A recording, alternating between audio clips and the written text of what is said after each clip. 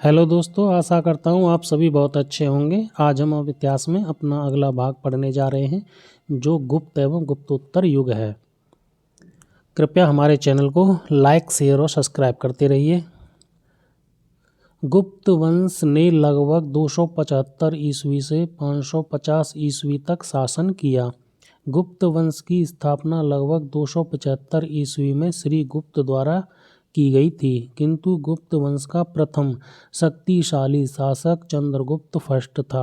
Chandragupta first ने 319 से 335 ईस्वी तक शासन किया। इसने अपनी महत्ता सूचित करने के लिए अपने पूर्वजों के विपरीत महाराजाधिराज की उपाधि धारण की। गुप्त संवत का प्रवर्तक चंद्रगुप्त प्रथम था। इसकी प्रारंभ तिथि 319 ईस्वी है। इतिहासकार विसेंट स्मिथ ने अपनी रचना अर्ली हिस्ट्री ऑफ इंडिया में समुद्रगुप्त की वीरता एवं विजयों पर मुग्ध होकर उसे भारतीय नेपोलियन की संज्ञा दी। इलाहाबाद का अशोक स्तंभ अभिलेख समुद्रगुप्त के शासन के बारे में सूचना प्रदान करता है। समुद्रगुप्त का शासनकाल रहा है 335 से 375 ईस्वी। इस स्तंभ पर समुद्रगुप्त के संधि विग्रहिक हरिसेन ने संस्कृत भाषा में प्रशंसात्मक वर्णन प्रस्तुत किया है, जिसे प्रयाग प्रशस्ति कहा गया है। इसमें समुद्रगुप्त की विजयों का उल्लेख है। इस प्रशस्ति में समुद्रगुप्त के कुछ प्रशासनिक पदाधिकारियों के नाम मिलते हैं। वे हैं संधि विग्रहिक, खाद्य टपाकिक, कुमारा मात्य तथा महादंड नायक। अशोक निर्मित यह स्तंभ मूलतः कौशाम्बी में स्थित था, जिसे अकबर ने इलाहाबाद में स्थापित करवाया था। इस स्तंभ पर जहांगीर के आदेश हैं तथा बीरबल का भी उल्लेख है। गुप्त शासक चंद्रगुप्त द्वितीय विक्रमादित्य का एक अन्य नाम देवगुप्त मिलता है। विक्रमादित्य का शासनकाल 375 से 415 ईस्वी। विक्रमादित्य का प्रमाण सांची एवं वाकाटक अभिलेखों से मिलता है। उसके अन्य नाम देवराज तथा देवश्री भी मिलते हैं। चंद्रगुप्त विक्रमादित्य वह प्रथम गुप्त शासक था जिसने परम भागवत की उपाधि धारण की थी। मेहरौली लेख के अनुसार उसने विष्णुपद पर्वत पर विष्णु ध्वज की स्थापना कराई थी। दिल्ली में मेहरौली नामक स्थान से मेहरौली लौह स्तंभ लेख प्राप्त हुआ है, जो वर्तमान में कुतुब मीनार के समीप है। इसमें चंद्र नामक किसी राजा की उपलब्धियों का वर्णन किया गया है, जिसका समीकरण या तुलना गुप्त वंशीय शासक चंद्रगुप्त विक्रमादित्य से की जाती है। गुप्त सम्राट विक्रमादित्य को शक विजेता कहा गया है। पश्चिम भारत के अंतिम शक राजा रुद्र सिंह तृतीय को चंद्रगुप्त द्वितीय विक्रमादित्य ने 5वीं सदी के प्रथम दशक में परास्त कर पश्चिमी भारत में शक सत्ता का उन्मूलन किया था। शकों को हराने के कारण चंद्रगुप्त विक्रमादित्य की एक अन्य उपाधि शकारी भी है। उसने इस उपलक्ष्य में चांदी के सिक्के भी चलाए। चांदी के सिक्कों को गुप्त काल में रूपक कहा जाता था। चंद्रगुप्त द्वितीय विक्रमादित्य के कुशल शासन की प्रशंसा चीनी यात्री फायान ने भी की है। इनके नवरत्नों की प्रसिद्धि सर्वकालिक रही है। नवरत्नों में सर्वोत्कृष्ट महाकवि कालिदास थे। दूसरे पर थे चिकित्सक धन्वंतरी। तीसरे खगोल विज्ञानी एस्ट्रोनोमर बाराहमेर। चौथे लेक्सिकोग्राफर यानी डिक्शनरी निर्माणकर्ता अमर सिंह। पांचवें वास्तुकार शंकु। छठवें रत्न फलित ज्योतिषी यानी एस्ट्रोलॉजर छपणक थे। इसी प्रकार सातवें विद्वान वैयाकरणज्ञ वररुचि। आठवें मैजिशियन यानी जादूकर बेताल भट्ट। नौवें रत्न घटकरपर महान कूटनीतिज्ञ थे। कुमारगुप्त प्रथम महेंद्रादित्य लगभग 415 से 455 ईस्वी चंद्रगुप्त द्वितीय की पत्नी ध्रुव देवी से उत्पन्न बड़ा पुत्र था। कुमारगुप्त प्रथम के समय के गुप्तकालीन सर्वाधिक अभिलेख प्राप्त हुए हैं, जिनकी संख्या लगभग 18 है। विलसण अभिलेख में कुमारगुप्त प्रथम तक गुप्तों की वंशावली प्राप्त होती है। बंगाल के 3 स्थानों से कुमारगुप्त कालीन ताम्रपत्र प्राप्त होते हैं। ये हैं धनदेह ताम्रपत्र, दामोदरपुर ताम्रपत्र, वैग्राम ताम्रपत्र। कुमारगुप्त की स्वर्ण, रजत एवं ताम्र मुद्राएं प्राप्त होती हैं। मुद्राओं पर उसकी उपाधियां महेंद्रादित्य, श्री महेंद्र, महेंद्र सिंह, अश्वमेध महेंद्र आदि उत्कीर्ण मिलती हैं। स्कंदगुप्त क्रमादित्य लगभग 455 से 467 ईस्वी। स्कंदगुप्त के स्वर्ण सिक्कों के मुख भाग पर धनुष बाण लिए हुए राजा की आकृति तथा पृष्ठ भाग पर पद्मासन में विराजमान लक्ष्मी के साथ साथ स्कंदगुप्त उत्कीर्ण है। कुछ सिक्कों के ऊपर गरुड़ ध्वज तथा उसकी उपाधि क्रमादित्य अंकित है। भीतरी स्तंभ लेख में पुष्यमित्र और हूणों के साथ स्कंदगुप्त के युद्ध का वर्णन मिलता है। हूणों का पहला भारतीय आक्रमण गुप्त सम्राट स्कंदगुप्त के शासनकाल में हुआ तथा स्कंदगुप्त के हाथों वे बुरी तरह परास्त हुए।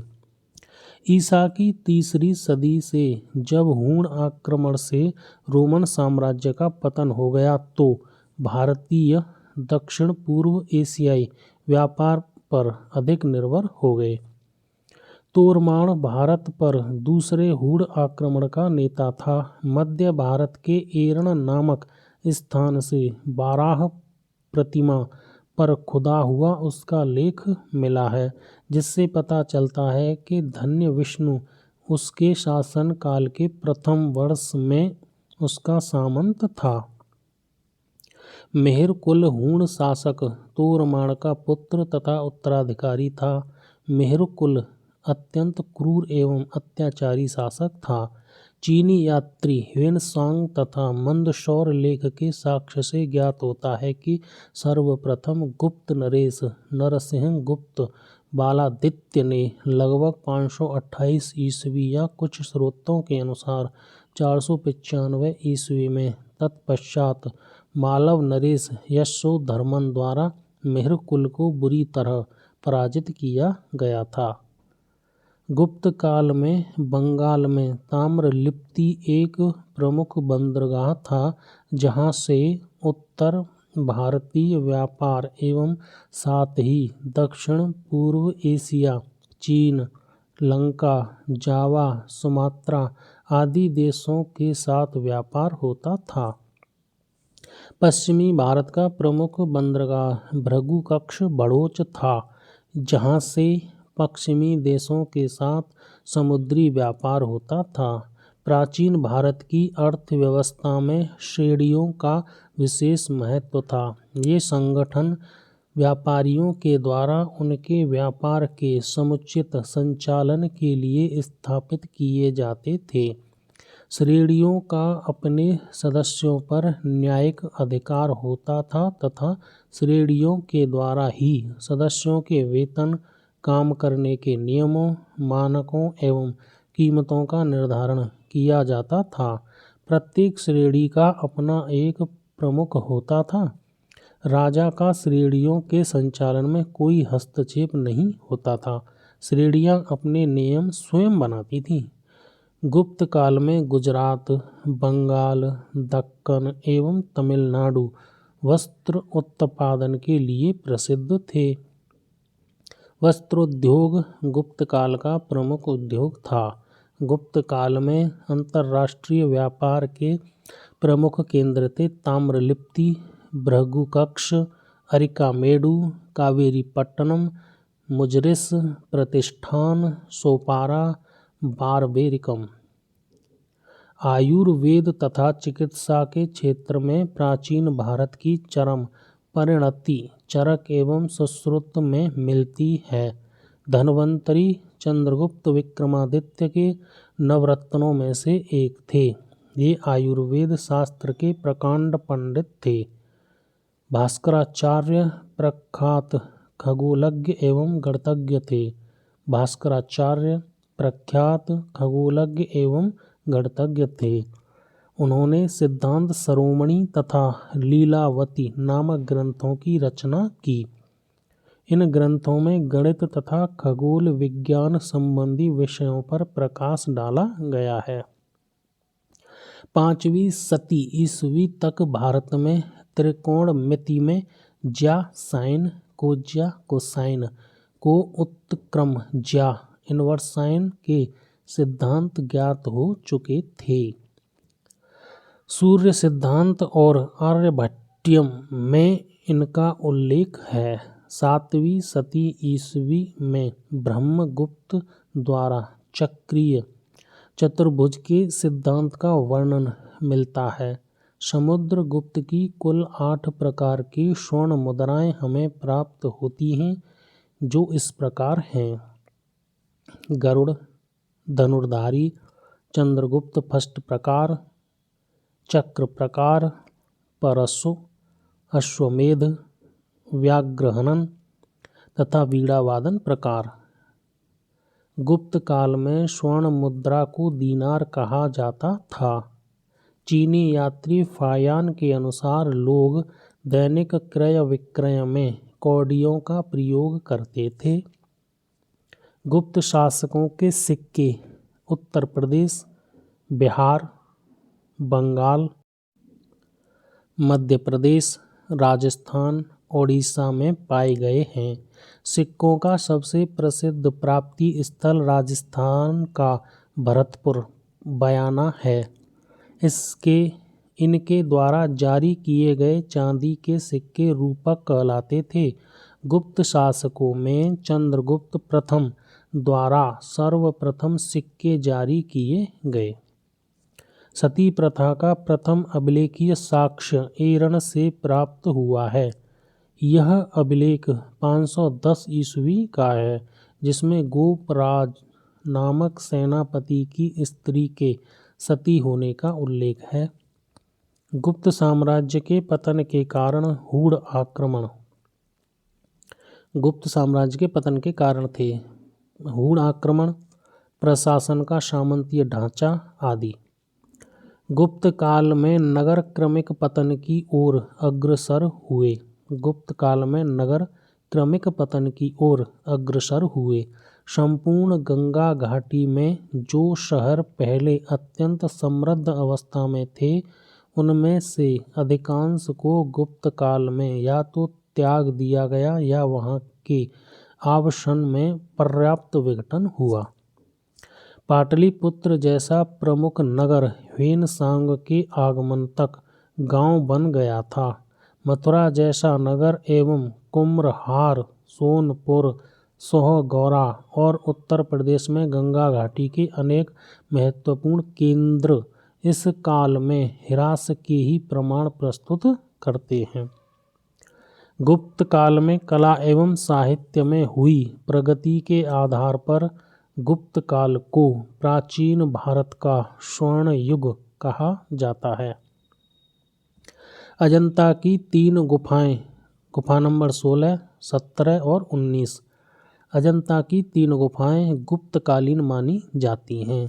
इनमें 16वीं और 17वीं गुफाएं बिहार तथा 19वीं गुफा चैत्य है।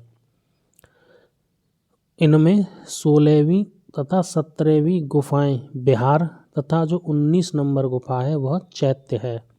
गुप्त वंश के शासकों ने मंदिरों एवं ब्राह्मणों को सबसे अधिक ग्राम अनुदान में दिए थे। गुप्त काल में जो लोग राजकीय भूमि पर कृषि करते थे, उन्हें अपनी उपज का एक भाग राजा को टैक्स के रूप में देना पड़ता था, जो सामान्यतः 6वां अंश यानी 1/6 भाग तक होता था। गुप्त अभिलेखों में भूमि कर को उद्रंग तथा भाग कर कहा गया है। गुप्त अभिलेखों में भूमि कर को उद्रंग तथा भाग कर कहा गया है। प्राय सभी धर्मशास्त्रों में भू राजस्व की दर 1/6 उपज का 6वां भाग थी। प्राचीन भारत में सिंचाई कर को विदक भागम अथवा उदक भाग कहा गया है। हिरण्य मौर्य काल में लिया जाने वाला नगद कर था। हिरण्य मौर्य काल में लिया जाने वाला नकद कर था। गुप्त एवं गुप्तोत्तर काल में रेशम के लिए कौशेय शब्द का प्रयोग होता था।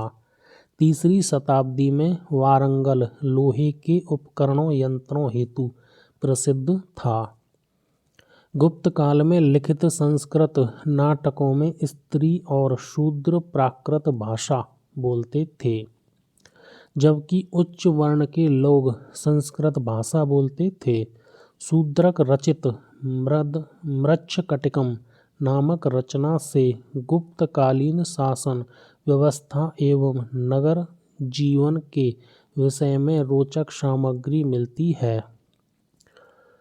मृच्छकटिकम में चारुदत्त नामक ब्राह्मण सार्थवाह एवं एक गणिका की पुत्री वसंत सेना की प्रेम गाथा को शब्दों का रूप दिया गया है।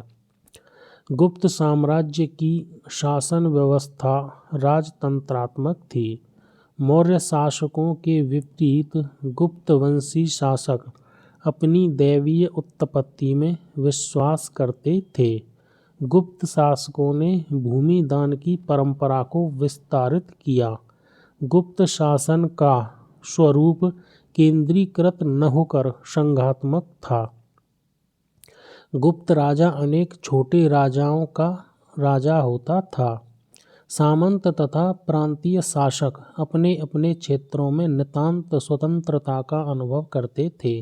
शतरंज का खेल भारत में गुप्त काल के दौरान उद्भूत हुआ था, जहां इसे चतुरंग के नाम से जाना जाता था।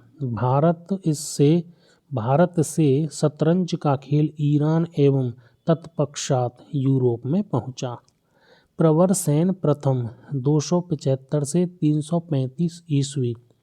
प्रवर सेन प्रथम वाकाटक वंश का एकमात्र शासक था जिसने सम्राट की उपाधि धारण की थी। वाकाटक शासक प्रवर सेन प्रथम ने 4 अश्वमेध यज्ञों का संपादन किया। प्रवर सेन प्रथम के साथ ही उसने अनेक वैदिक यज्ञ भी किए थे। वाकाटक शासक प्रवर सेन प्रथम ने 4 अश्वमेध यज्ञों का संपादन किया। इनके साथ ही उसने अनेक वैदिक यज्ञ भी किए। वाकाटक वंश के शासक प्रवर सेन द्वितीय की रुचि साहित्य में थी। उसने सेतुबंध नामक ग्रंथ की रचना की थी। महर्षि कपिल ने सांख्य दर्शन का प्रतिपादन किया था। सांख्य पुनर्जन्म अथवा आत्मा के आवागमन के सिद्धांत को स्वीकार करता है। महर्षि कपिल ने सांख्य दर्शन का प्रतिपादन किया। सांख्य पुनर्जन्म अथवा आत्मा के आवागमन के सिद्धांत को स्वीकार करता है। सांख्य दर्शन में अज्ञानता को ही दुखों का कारण तथा विवेक ज्ञान को उनसे मुक्ति का एकमात्र उपाय बताया गया है। महर्षि पतंजलि को योग दर्शन का प्रतिष्ठापक आचार्य माना जाता है। सर्वप्रथम पतंजलि ने ही सुसंबद्ध दार्शनिक सिद्धांत के रूप में योग का विवेचन किया, इसीलिए इसे पतंजलि दर्शन भी कहा जाता है। नव्य न्याय संप्रदाय का प्रवर्तन मिथिला के आचार्य गंगेश उपाध्याय की युग प्रवर्तक कृति तत्वचिंतामणि से हुआ एवं इसके संवर्धन के लिए बंगाल के नवद्वीप के न्यायिक वासुदेव सार्वभौम दीघित्यकार रघुनाथ शिरोमणि तथा मथुरानाथ जगदीश एवं गदाधर भट्टाचार्य सुप्रसिद्ध हैं। भारतीय दर्शन में चार्वाक दर्शन जड़वादी या भौतिकवादी विचारधारा का पोषक है। इस दर्शन का आदर्श है जब तक जीवित रहें सुख से जीवित रहें, उधार लेकर घी पिएं, क्योंकि देह के भस्म हो जाने के बाद पुनर्जन्म नहीं होता। यावत् जीवेत सुखम जीवेत ऋणम कृत्वा घृतं पिबेत भस्मीभूतस्य देहस्य पुनरागमनम कुतः।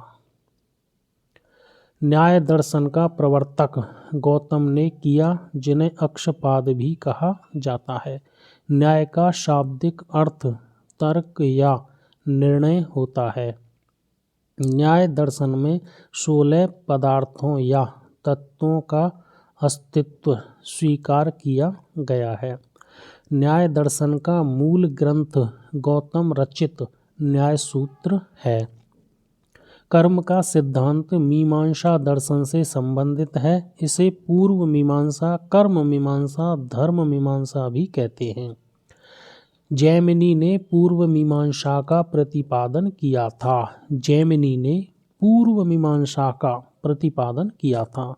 मीमांसा के प्रखर एवं उद्भट आचार्य कुमारिल भट्ट को, जिनकी गणना भारतीय दर्शन के मूर्धन्य आचार्यों में की जाती है और जिन्होंने अपने प्रमुख तर्कों से बौद्ध धर्म एवं दर्शन का खंडन करके वैदिक धर्म तथा दर्शन की पुनः प्रतिष्ठा की, पूर्व मीमांसा और वेदांत के बीच की श्रृंखला माना जा सकता है।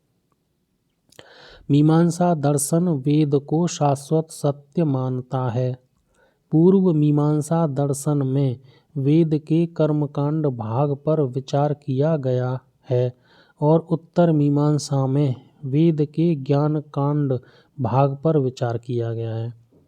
मीमांसा और वेदांत, न्याय और वैशेषिक, सांख्य और योग भारतीय षड दर्शन के भाग हैं। वेदों को मान्यता देने के कारण ही सांख्य, योग, न्याय, वैशेषिक, मीमांसा और वेदांत षड दर्शन आस्तिक दर्शन कहे जाते हैं।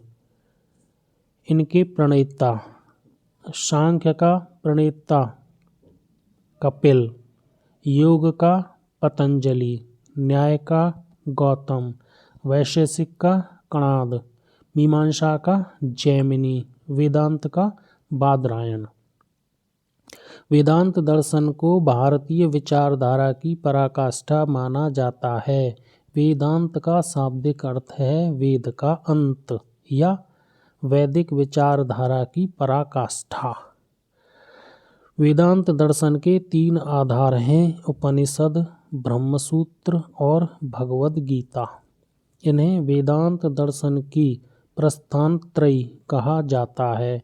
कई सूक्ष्म भेदों के आधार पर इसके कई उपसंप्रदाय एवं इसके प्रवर्तक हैं, जैसे शंकराचार्य का अद्वैतवाद, रामानुज का विशिष्टाद्वैत, मध्वाचार्य का द्वैतवाद।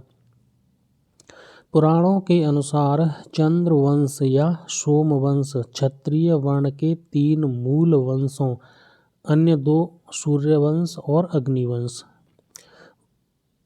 में से एक था।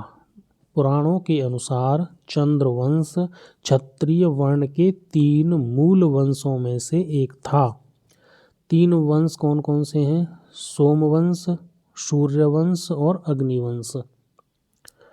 चंद्रवंशीय शासकों का मूल स्थान त्रेता युग में प्रयाग था, परंतु प्रलय के बाद द्वापर युग में चंद्रवंशीय संवारण ने प्रतिष्ठानपुर, वर्तमान झुंसी, इलाहाबाद में राजधानी की स्थापना की थी।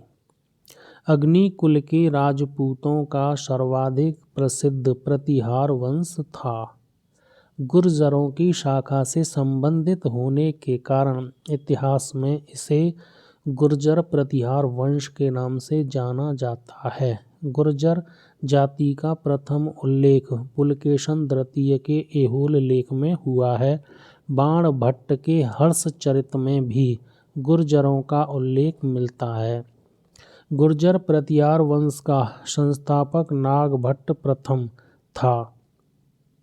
गुर्जर प्रतिहार वंश का संस्थापक नागभट्ट प्रथम था, जिसका शासनकाल 730 से 756 ईस्वी था। ग्वालियर अभिलेख से पता चलता है कि उसने यानी नागभट्ट ने म्लेच्छ शासक की विशाल सेना को नष्ट कर दिया था, जो संभवतः सिंध का अरब शासक था।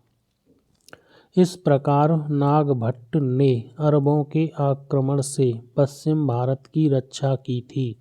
राष्ट्रकूट वंश की स्थापना 736 ईस्वी में दंती दुर्ग ने की थी। राष्ट्रकूट वंश की स्थापना 736 ईस्वी में दंती दुर्ग ने की थी।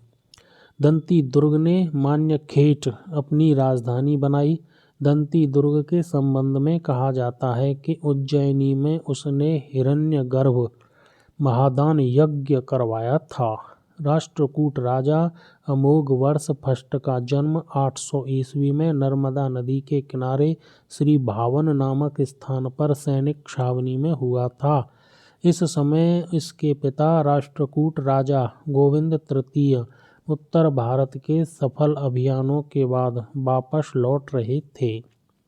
मौखरी गुप्तों के सामंत थे, जो मूलतः गया के निवासी थे। मौखरी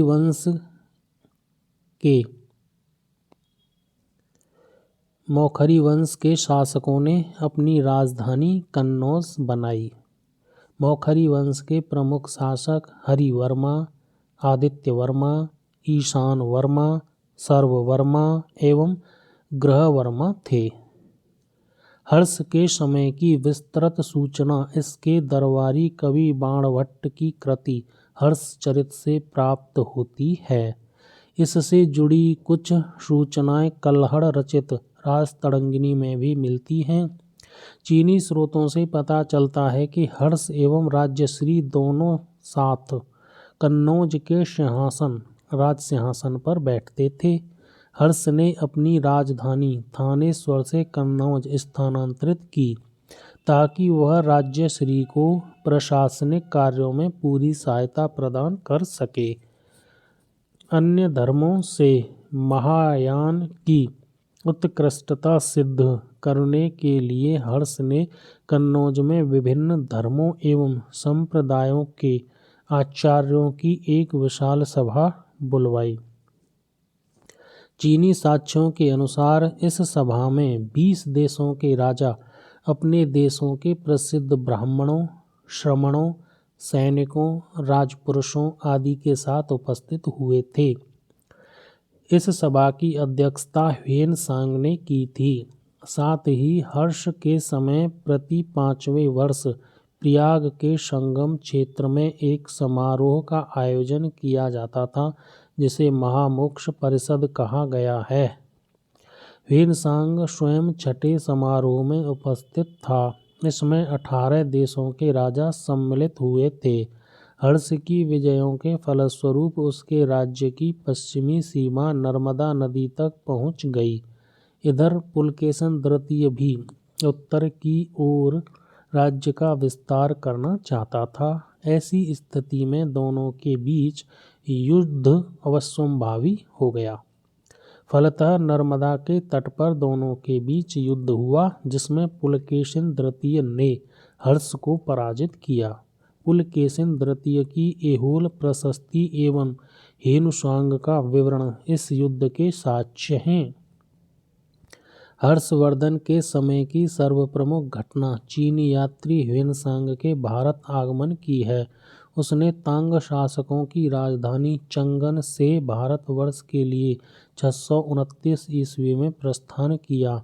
अपनी भारत यात्रा के ऊपर उसने एक ग्रंथ लिखा जिसे सियूकी कहा जाता है। इसने भीनमाल की यात्रा भी की। इसे यात्रियों का राजकुमार कहा जाता है। ह्वेन-त्सांग के अनुसार सड़कों पर आवागमन पूर्णतया सुरक्षित नहीं था। अपराध अथवा निर्दोष सिद्ध करने के लिए अग्नि, जल, विष आदि द्वारा दिव्य परीक्षाएं ली जाती थीं। उसके अनुसार व्यापारिक मार्गों, घाटों, बिक्री की वस्तुओं आदि पर भी कर लगते थे, जिससे राज्य को पर्याप्त धन प्राप्त होता था। ह्वेन-त्सांग चीन के तांग वंशी शासक ताई सुंग का समकालीन तथा इसी के राज्य का नागरिक था। 637 ईस्वी में ह्वेन-त्सांग नालंदा विश्वविद्यालय गया। इस समय यहाँ का यानी नालंदा विश्वविद्यालय का कुलपति आचार्य शीलभद्र था। ह्वेन-त्सांग के अनुसार मथुरा उस समय सूती वस्त्रों के लिए प्रसिद्ध था, जबकि वाराणसी रेशमी वस्त्रों के लिए प्रसिद्ध था। ह्वेन-त्सांग बताता है कि थानेश्वर की समृद्धि का प्रधान कारण वहाँ का व्यापार ही था।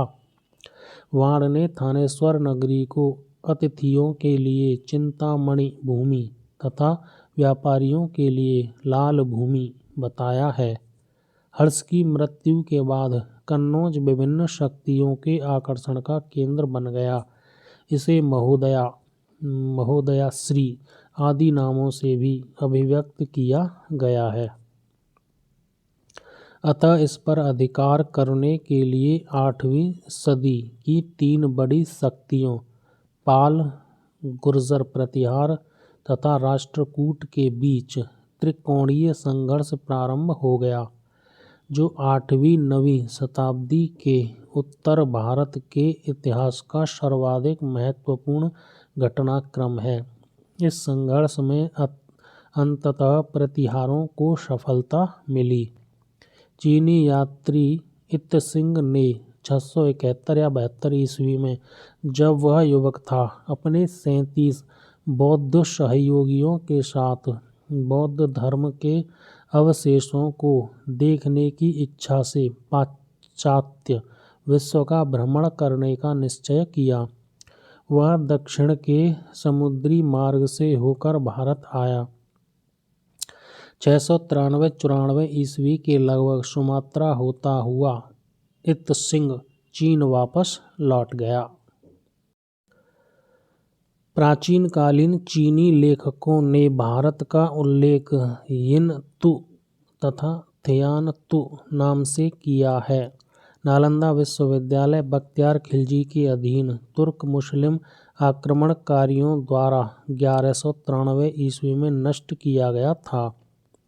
यह भारत में बौद्ध मत के पतन के लिए अंतिम प्रहार के रूप में देखा जाता है। विक्रमशिला के प्राचीन बौद्ध विश्वविद्यालय की स्थापना बंगाल के पाल वंशीय शासक धर्मपाल द्वारा की गई थी। शंकराचार्य को शंकर, श्री शंकराचार्य आदि नामों से भी जाना जाता है। 8वीं शताब्दी में इनका जन्म केरल के एक छोटे से गांव कलाडी में हुआ था। उनके दर्शन को अद्वैत वेदांत के नाम से जाना जाता है। शंकराचार्य द्वारा स्थापित 4 मठ वर्तमान में भी हिंदू धर्म के पथ प्रदर्शक माने जाते हैं, जिनका विवरण इस प्रकार है। पहला है श्रृंगेरी कर्नाटक में, जो दक्षिण में रहेगा। दूसरा है द्वारका गुजरात, जो पश्चिम में है। तीसरा है पुरी उड़ीसा में, जो पूर्व में है। चौथा है ज्योतिर्मठ या जोशीमठ उत्तराखंड, जो उत्तर में है। 4 धाम में बद्रीनाथ, द्वारका, पुरी तथा रामेश्वरम आते हैं, जबकि छोटा 4 धाम में उत्तराखंड में स्थित गंगोत्री, यमुनोत्री, केदारनाथ तथा बद्रीनाथ आते हैं। दोस्तों, अब हम इसकी थ्योरी को कंप्लीट करने के बाद इसके प्रश्न को देखते हैं। पहला प्रश्न है, गुप्त वंश ने खालिस्तान अवधि में शासन किया था। गुप्त वंश ने लगभग 275 से 550 ईस्वी तक शासन किया। इस वंश की स्थापना लगभग 275 ईस्वी में श्री गुप्त द्वारा की गई थी, किंतु गुप्त वंश का प्रथम शक्तिशाली शासक चंद्रगुप्त फर्स्ट था, जिसने 319 से 335 ईस्वी तक शासन किया। इसने अपनी महत्ता सूचित करने के लिए अपने पूर्वजों के विपरीत महाराजाधिराज की उपाधि धारण की थी। प्रश्न संख्या 2, निम्नलिखित शासकों में से किस एक ने 4 अश्वमेधों का संपादन किया था? उत्तर है प्रवरसेन प्रथम। वाकाटक शासक प्रवरसेन प्रथम ने 4 अश्वमेध यज्ञों का संपादन किया। इसके साथ ही उसने अनेक वैदिक यज्ञ भी किए। इसी वंश के शासक प्रवरसेन द्वितीय की रुचि साहित्य में थी। उसने सेतुबंध नामक ग्रंथ की रचना की थी। सेतुबंध नामक ग्रंथ का रचनाकार रहेगा प्रवरसेन द्वितीय। प्रश्न संख्या 3, भारत का नेपोलियन किसे कहा जाता है? उत्तर है समुद्रगुप्त को। इतिहासकार विसेंट स्मिथ ने अपनी रचना अर्ली हिस्ट्री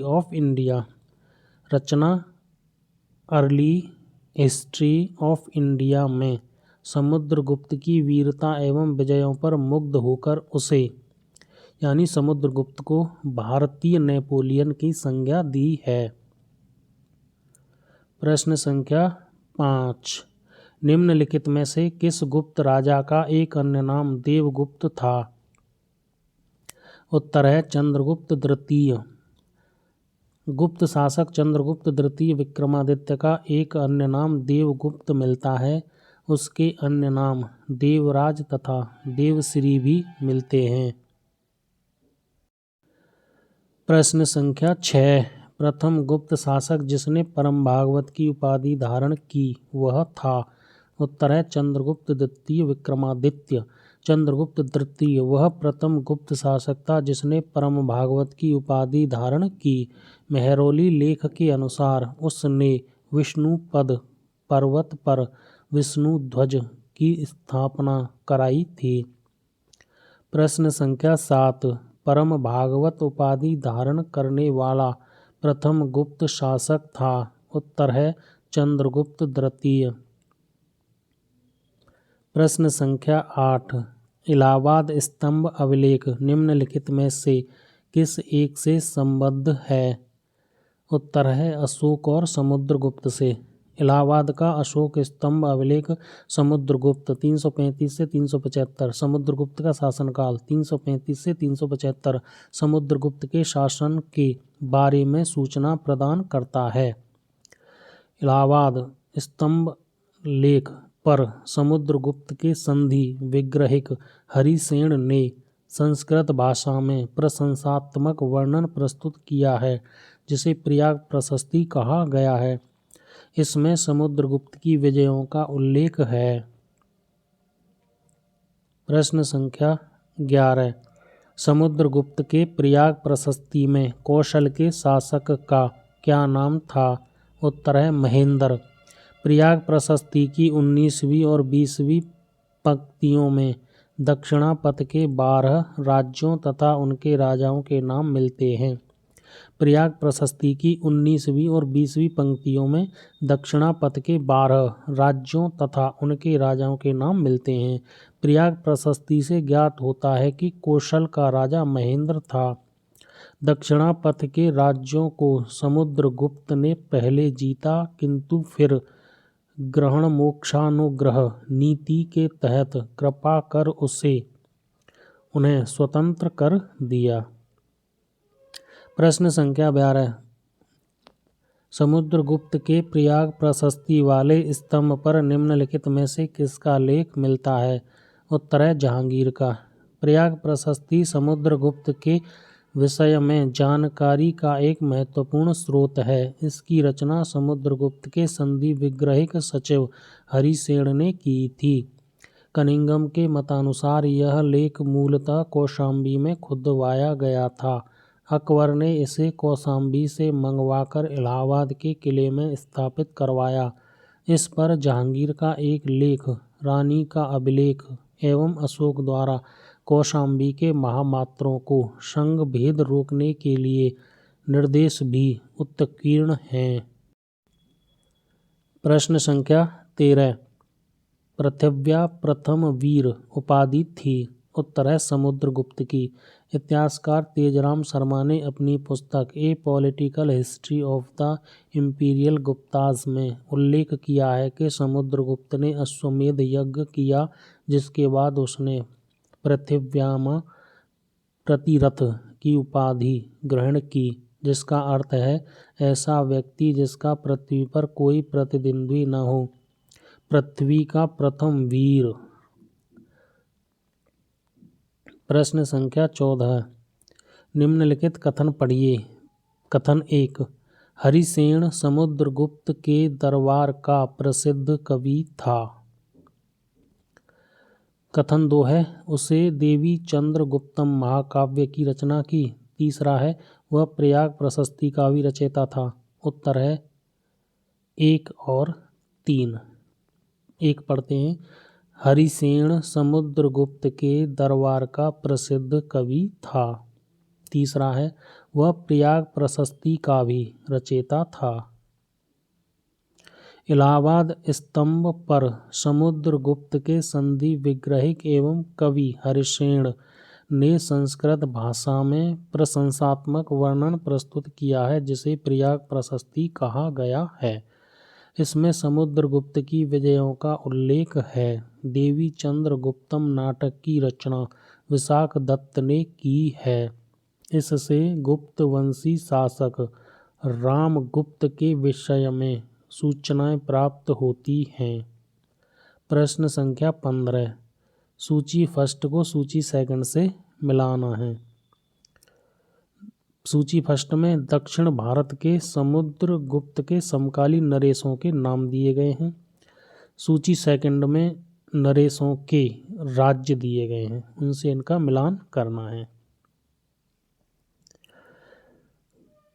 धनंजय का राज्य था कुस्तलपुर। नीलराज इसका राज्य था अवमुक्त। उग्रसेन उसका राज्य था पालक्का। विष्णु गोपा इसका राज्य था कांची। प्रश्न संख्या 16। दिल्ली की कुव्वत उल इस्लाम मस्जिद के प्रांगण में उन्नत प्रसिद्ध लौह स्तंभ किसकी स्मृति में? उत्तर है चंद्र।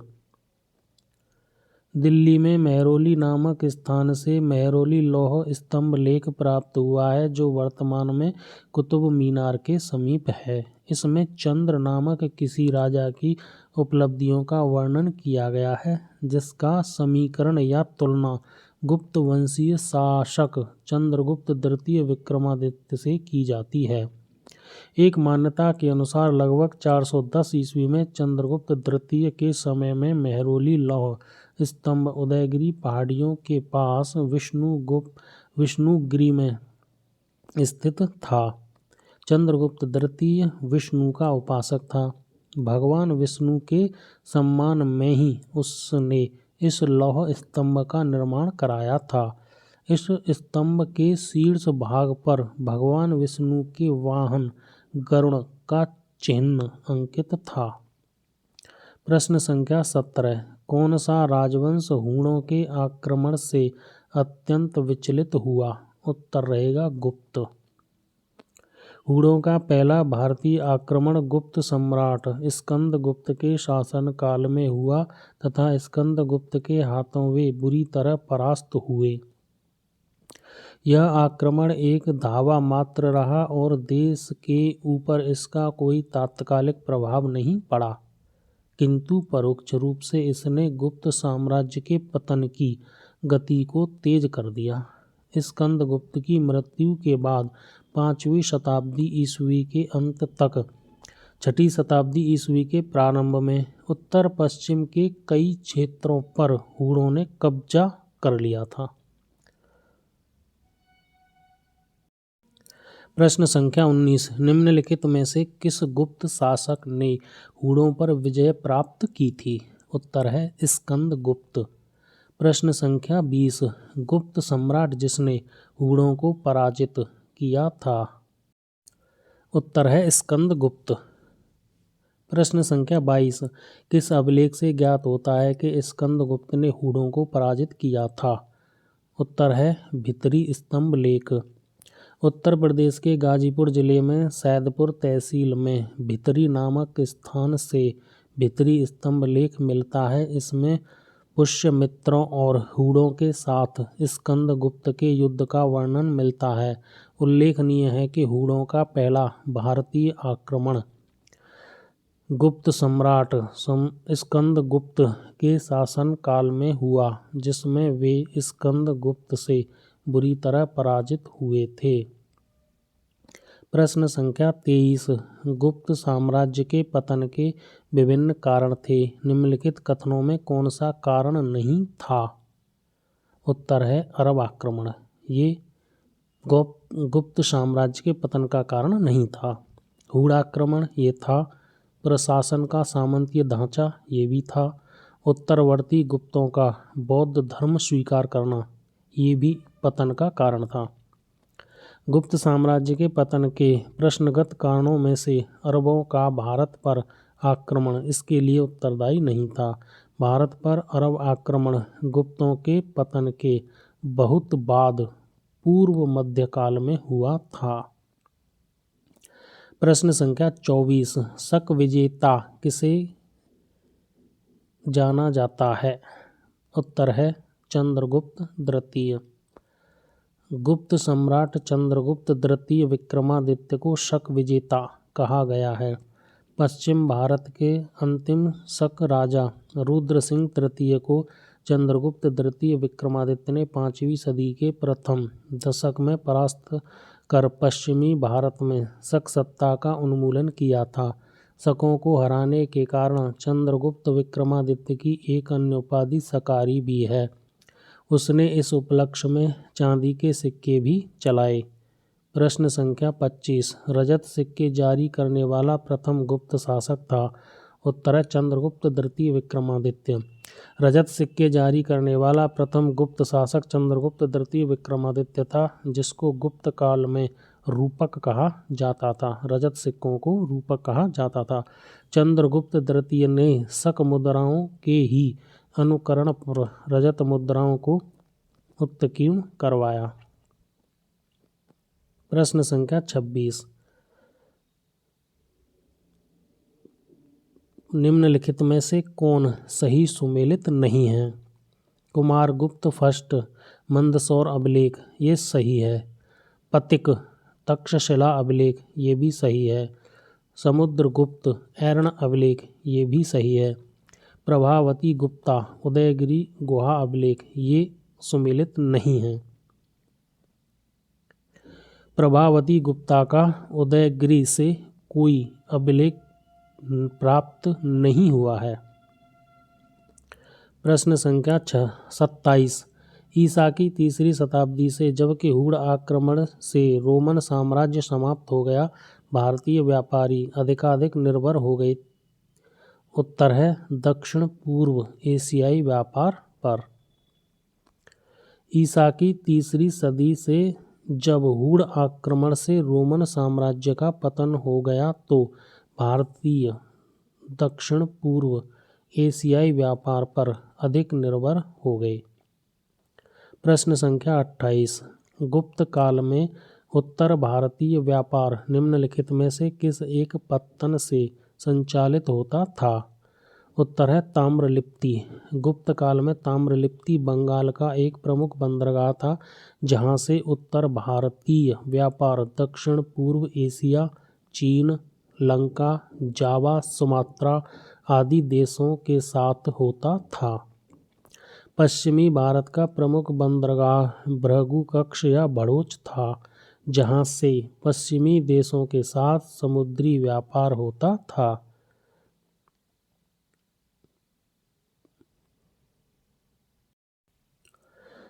प्रश्न संख्या 30। गुप्त काल में उत्तर भारतीय व्यापार निम्नलिखित में से किस बंदरगाह से संचालित होता था? उत्तर है ताम्रलिप्ति। ताम्रलिप्ति गुप्त काल में उत्तर भारतीय व्यापार का मुख्य बंदरगाह था। ताम्रलिप्ति आधुनिक पश्चिमी बंगाल के मिदनापुर जिले में स्थित है। प्रश्न संख्या 31। भारत ने दक्षिण पूर्वी एशिया के साथ अपने आरंभिक सांस्कृतिक संपर्क तथा व्यापारिक संबंध बंगाल की खाड़ी के पार बना रखे थे।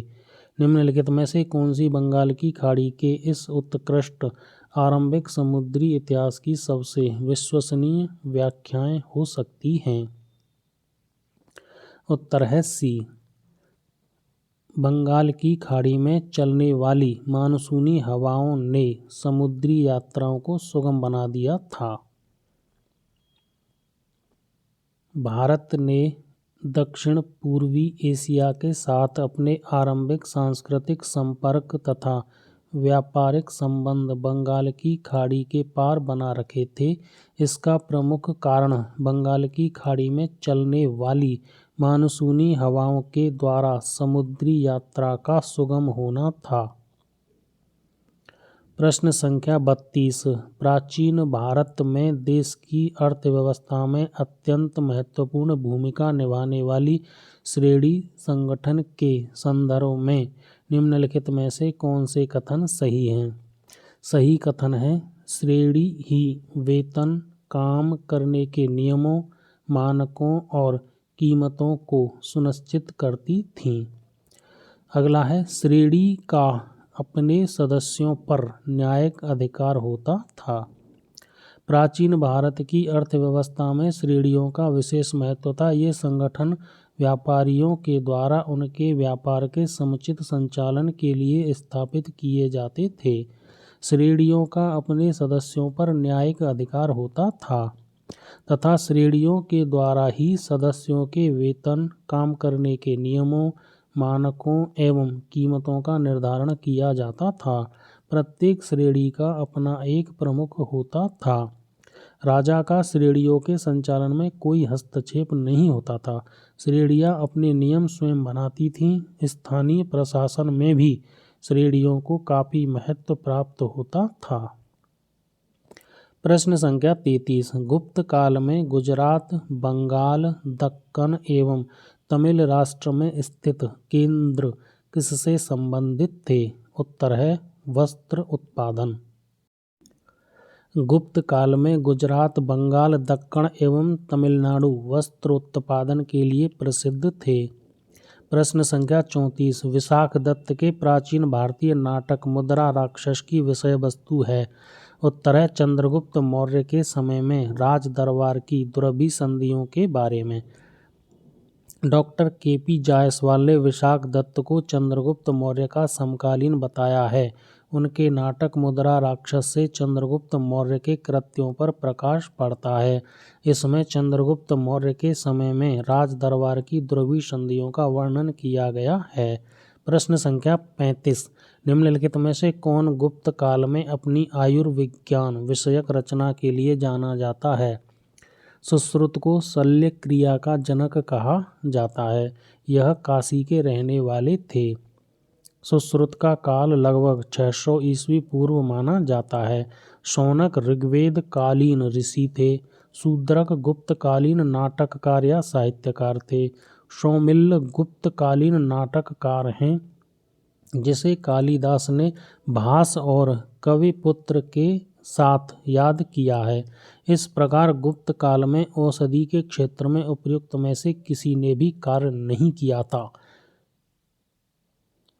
चूंकि गुप्त काल का प्रारंभ 275 एडी श्री गुप्त से प्रारंभ होता है, जो सुश्रुत के मान्य काल प्राय 600 बीसी से 1500 बीसी के करीब 1000 वर्ष बाद का है, इसलिए सुश्रुत को गुप्त काल के समकालीन मानना औचित्यपूर्ण बिल्कुल नहीं है।